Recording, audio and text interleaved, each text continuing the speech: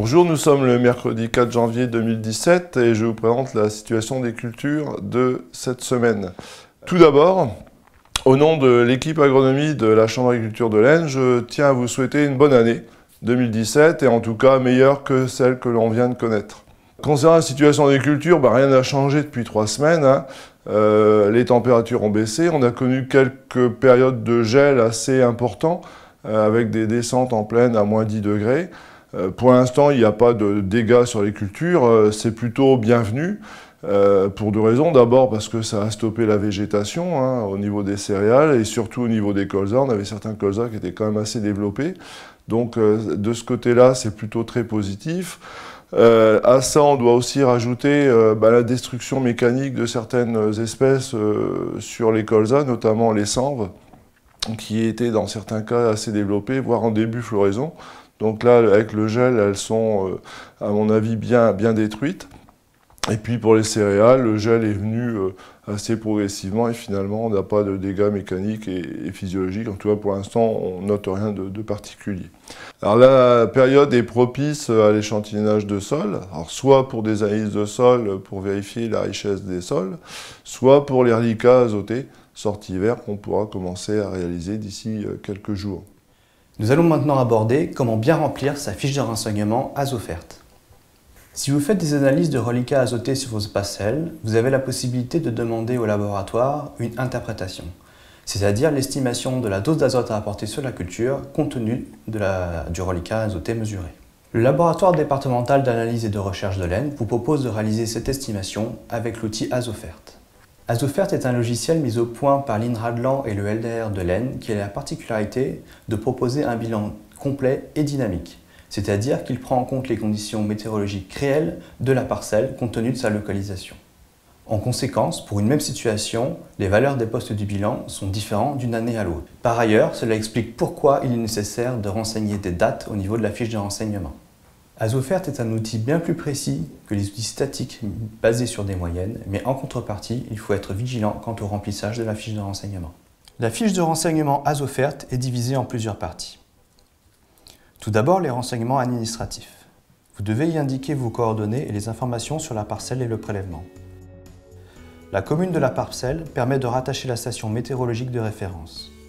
La surface de la parcelle et le numéro PAC sont des éléments qui sont repris dans le plan de fumure qui figurera en dernière page du bulletin pour être conforme aux exigences réglementaires. Si vous faites les prélèvements vous-même, attention à bien renseigner la date du prélèvement, c'est une donnée obligatoire. Enfin, n'oubliez pas de cocher la case oui pour l'interprétation. Viennent ensuite les renseignements agronomiques. Tous les renseignements demandés dans cette partie ont leur utilité et certains sont indispensables. S'ils ne sont pas correctement remplis, vous ne recevrez pas d'interprétation. C'est notamment le cas du type de sol qui est une information obligatoire. En cas de doute, n'hésitez pas à contacter votre conseiller. Vous pouvez également consulter la carte des sols à la Chambre d'agriculture ou LDR de l'Aisne. Les caractéristiques analytiques du sol permettent d'affiner les calculs, Azofert étant assez sensible à certains paramètres comme la teneur en azote du sol. Il est préférable de disposer d'une analyse. Si ces renseignements ne sont pas remplis, ce sont les valeurs moyennes du type de sol indiqué qui seront utilisées. Après les caractéristiques du sol viennent les habitudes culturales. Ces renseignements vont permettre d'estimer ce qu'on appelle le facteur système, qui influe sur le niveau de minéralisation basale du sol. Pour le non-labour, vous pouvez cocher non uniquement si la parcelle n'a pas été labourée depuis au moins 5 ans. Pour le devenir habituel des résidus, on fait référence ici aux pailles de céréales. Pour les apports organiques, cochez la case s'il y a des apports au cours de la rotation. Pour rappel, il s'agit ici des pratiques habituelles et non celles de l'année. Pour les habitudes de culture intermédiaire, si vous utilisez habituellement des mélanges avec des légumineuses, cochez la case correspondant à l'espèce de base. En cas d'historique prairie, il est nécessaire de connaître l'âge de la prairie et de quand date le retournement. Viennent ensuite les informations sur le précédent cultural. Vous devez indiquer la nature du précédent, son rendement, son niveau de fertilisation et la date de récolte. Ce sont des éléments obligatoires. Vous devez également indiquer le devenir des résidus et préciser leur date d'enfouissement, correspondant au premier passage d'outils ou au labour. Si vous avez réalisé des apports organiques depuis la récolte du précédent, ou si vous comptez en apporter au printemps, vous devez indiquer la nature du ou des produits utilisés, les quantités et les dates d'apport ou prévisionnelles. Étant donné la diversité des produits sur le marché, n'hésitez pas à joindre une analyse du produit et s'il s'agit d'un produit commercial, à indiquer son nom complet et son origine.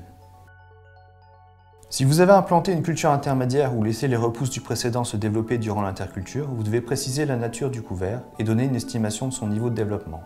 Pour donner une ordre d'idée, pour une moutarde, un couvert homogène de 1 mètre de haut correspond à 3 tonnes de matière sèche, 2 tonnes pour 80 cm, 1 tonne pour 30 cm et une demi-tonne pour une dizaine de centimètres. Les dates d'implantation et de destruction sont des informations obligatoires. Pour finir, vous devez donner les informations relatives à la culture à fertiliser. Le nom de la culture est bien évidemment indispensable, ainsi que sa date d'implantation et son rendement prévisionnel. Pour rappel, le rendement prévisionnel est une définition réglementaire. Il correspond à la moyenne des 5 dernières années, excluant les valeurs minimales et maximales. Si l'objectif de rendement fourni ne correspond pas à cette définition, la préconisation ne sera pas conforme à la réglementation. Pour les cultures d'hiver, il est nécessaire de connaître le niveau de développement de la culture à la date de prélèvement du reliquat pour estimer la quantité d'azote déjà absorbée. Vous devez indiquer obligatoirement le stade des céréales d'hiver. Pour le colza, vous pouvez indiquer directement le niveau d'azote absorbé si vous avez réalisé des pesées de biomasse. Je terminerai avec une nouveauté pour le 2017. Le référentiel de besoins azotés des blés mis au point par Arvalis intégreront à partir de cette campagne un objectif protéines. Cette évolution a été prise en compte par le LDR de l'Aisne. Pensez à cocher la case correspondante si vous avez un objectif de teneur en protéines. Bonne semaine, à la semaine prochaine.